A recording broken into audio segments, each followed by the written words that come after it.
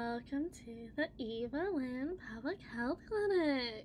It's so exciting to meet you as our 1,000th patient, but I do find it rather unfortunate that you found yourself in such a poor state.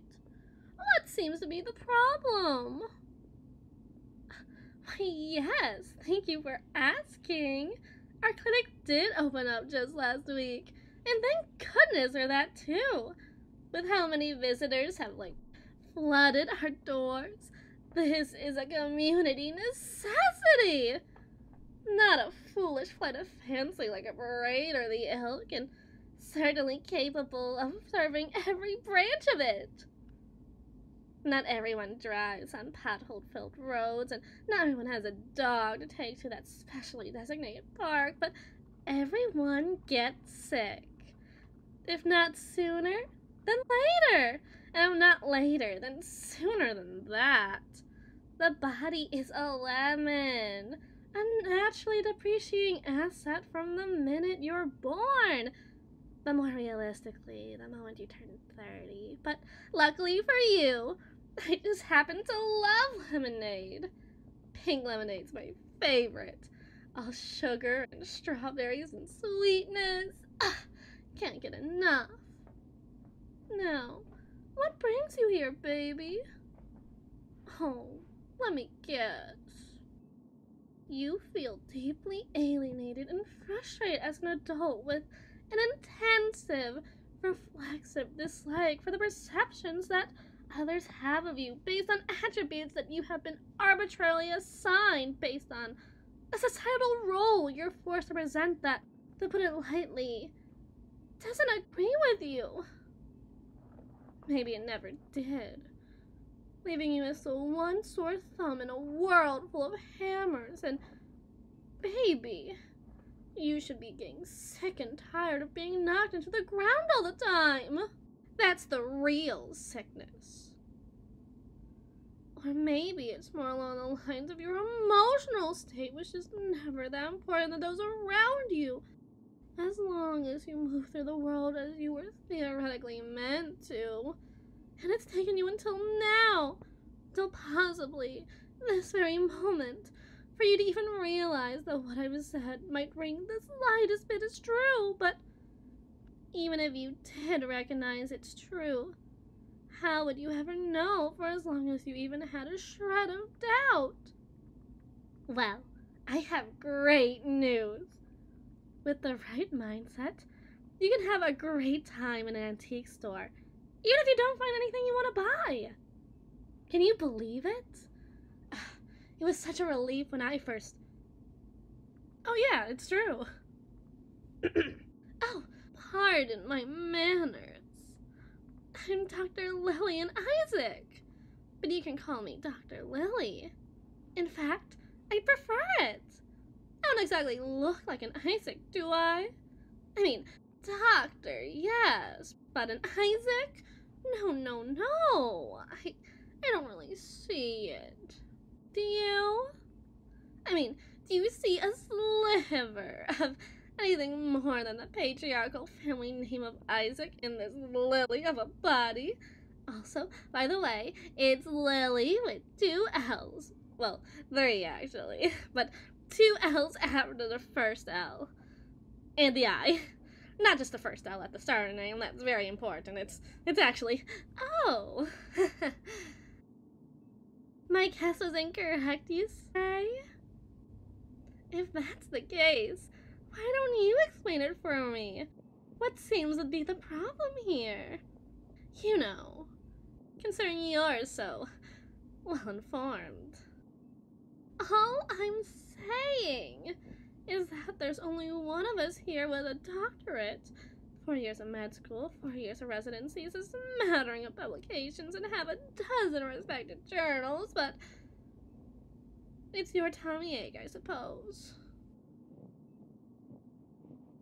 Sorry, forgive me for my apparent callousness. It's truly unfitting of a medical professional, I know, but I just can't help but call it as I see it. Am I supposed supposed to not notice when a patient is jaundiced by their cellular eyes? When a cough is the cold or the flu? When I'm watching a patient slowly die in front of my eyes just by being alive?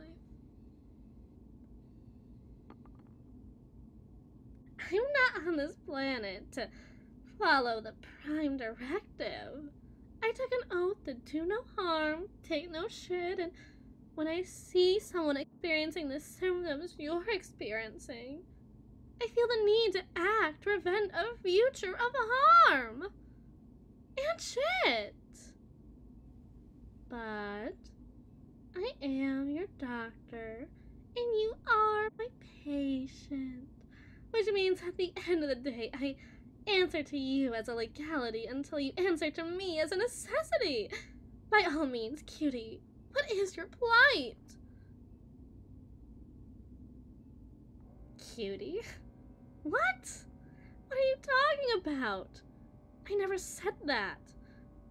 Now listen, I know you must take me for some kind of airhead for being friendly as all those rigid types do, but I'm aware of what's at stake if I get too familiar. I know what is and is not against the law very well, and I would never put my practice on the line for that. I mean, what's next, hon? I called you cutie twice, 3 times, acknowledged you as a specimen worth possessing. Are you alright? You seem more shaken than you were before. I mean, you seem to get a little hostile there with that response, and confusion after such a simple question as what's wrong indicates that there's a memory problem in remarkably short bursts, which could indicate greater problems down the road, as seen with auditory hallucinations. And apparent delusions of grandeur. I mean, how sure are you that you're sugar? But sure. What is your problem? What's wrong, dear? Tell me. Tell your Dr. Lily. All that? What's all that? I mean, I know that's all that, but what's all that? Oh, that's just a comforting little gesture. Hospitality, if you will. Now, doctors, no. All you wanted was a doctor's note to verify your boss that you are truly as sick as you say you are? Well, it's only natural for me to supply such a thing. After all, I'm as responsible as my creed, as my word. Because when I claimed you as sick as soon as you walked in the door, I wanted the world to be able to claim you as lost themselves. Because you are sick, my dear. Horribly sick. Maybe even sicker than you thought you once were. You see, what do you recognize as? What? A mere migraine? A fever? As a way of getting out of the general malaise of school and work and obligations that never seem to spring forth into opportunity or opulence? I know the true root of. In the same way that sniffles lead to the flu and a yellowed eye leads to jaundice, your lack of enthusiasm for any aspect of life as you are now means that you are in dire need for a change. Dare I say it even? A total makeover. You were never meant to be dull. You were meant to be a doll. A gal, a girl, a broad, a dame. I see 600 cc's of estrogen in your future, I'll tell you what, because I am going to be seeing you a lot more often. Now, it's good that you visited these offices when you did. I mean, not that there's ever a too late, of course, but there's never a too early to be your true, authentic self. Now, first we'll begin with the hormone injections. No, wait. First, first, first we'll have to forcibly sanitize the body, which means a bubble bath and chemical peel, which, sounds rough, but really it's no different than getting waxed. A smidgen of a sting for a season of serving, but, speaking of which, you're also gonna get waxed. We really can't continue with the procedure with dead skin or body hair. No different than getting an IV or catheter, so, standard medical procedure in the event of receiving care. Nothing to be so alarmed at. You're looking a touch squirrely. Are you sure you're feeling okay? Oh, of course you're not feeling well. Because you're here! Funny how that works, right? That's, needless anxiety. No, 2 S's. Oh, look at that! Needles. Bouts of needle anxiety? I sure hope not. Because the next part of the procedure would be receiving injections, which you need to receive the care I once again have to say, you need. We'll be able to switch you over to the classic pills, the standard estradiol and spirolactone as soon as you are an outpatient, but while you are a patient, my patient, we need to make up for lost time, and that means pumping you thick, full of estrogen. Ooh, I can just imagine the way the needle would almost throb against your skin. You are one lucky bitch. I mean, just think. Usually a doll like you would have to languish for months or even years in our current healthcare system, but not here at Evelyn's. Here, feeling like a self that you could be proud of is tantamount to feeling good on a physiological level. So many doctors don't recognize that, but we do. Okay, baby? We see you, and as such, we see no reason not to treat you with the severity we treat any other long-term sufferer of any condition or disease. And don't worry, we'll be here every step of the way. Naturally, during the few weeks of estrogen trials, balancing out your hormones, smoothing out some of the light kinks in the process, and some of those darker ones you're gonna find within yourself. You'll be receiving some physical therapy and psychological treatment to make sure that you're ready to enter the world as the girl you were always meant to be, but never allowed. I mean, I can't send a beautiful girl out into the world without knowing how to even be a beautiful girl. Imagine not even knowing how good it feels to wear a dress, let alone not being conditioned to always feel just a touch of ever so decadent pleasure at the thought of all the frills and lace and ruffles and pink.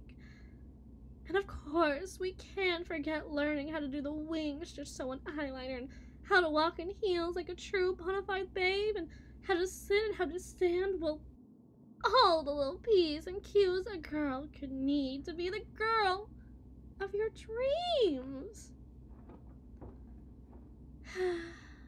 You are so lucky. I think I would have given a cup size back in the day to have access to such dazzling treatment. And not just anyone can risk such an exchange either, but I can see your future, cutie, and let me tell you, you are going to have cup sizes to spare. I can personally guarantee it. I've never let a sister get caught slacking. Aren't you excited? Oh, well, hey, I know this is new and scary for you. I know, because it was for me too. Way back when, but someday, and someday soon, this life you're living now will feel like nothing more than a fever dream. An ill-concocted basis for reality fueled by cough syrup and unreality. But listen to me. This isn't how life has to be. There's still time for you to escape the miasma of a life unlived. And that's simply because there's always been time. There's no reason for you to deny who you are anymore, in the face of the person you could be. No reason at all. Why live half a life you don't even want in the face of the full one you deserve? Why not let us help you? Well, that and you're gonna let us help you. I mean, your symptom list. Depression, anxiety, delusions of grandeur mixed with auditory hallucinations, general apathy, and suicidal malaise only interrupted by the occasional bouts of denial and aggression. You've certainly shown some fear and contempt of authority figures while you've been around me, and of course your migraines. It'll be clear to anybody looking at this report that you are emotionally dysregulated, mentally hazy, and on some level, physically sick. Which is truly the only requirement I need to make sure is fulfilled before I'm allowed to give you the full extent of my treatment. Without interference. Not from those institutions you were hoping to bypass. Not from your family who raised you into malaise. Not even you. With this signature, you are to be forcibly hospitalized. Against the half-will of the half-you you are now. When you emerge from this clinic, puffier in places you weren't before, in a state where every touch can send you into a blissful trance, when every word you speak feels like sugar melting on your tongue and you can only think pink. You will thank me. I've seen this happen before, and I can make it happen again. You will thank me. You will thank me. I've seen this happen tens of hundreds of times, and with you as our 1,000th patient, it has a potential to happen thousands of times, maybe even thousands of times more. And to think, this clinic's only been around a week. Nurse Penny, please set up the patient's room in accordance to Patsy. She seems like quite the toughie. Don't skimp on the sleepy girl juice either. I think she bites. I hope she bites.